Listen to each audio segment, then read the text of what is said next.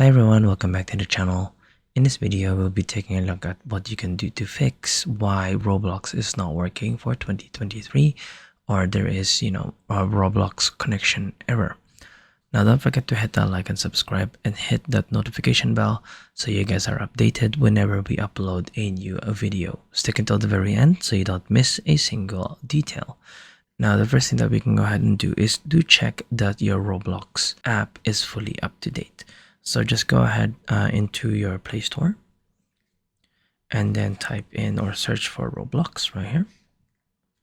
And then you should be able to see either play or open right here if it is fully up to date.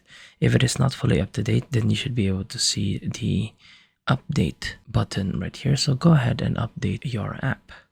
Now what we can go ahead and do as well is to go into our settings and then go all the way down into apps right here, and then let's search for Roblox. So let's click on the search apps on the top right and then type in Roblox. Now what we're going to be doing is we're going to be, first of all, if it is running, go ahead and force stop this. So let's click on the bottom right and then click OK. And then let's go into our storage right here. Now what we're going to be doing is we're going to be clearing our data.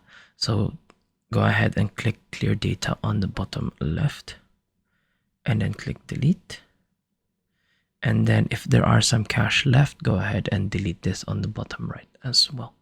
Now go ahead and restart your phone and then go ahead and try to open up Roblox once again.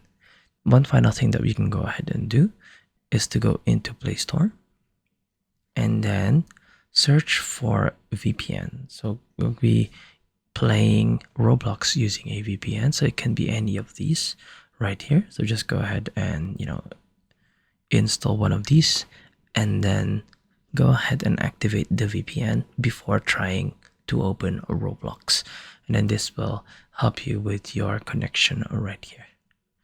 I hope that you have found this tutorial useful. See you guys next time.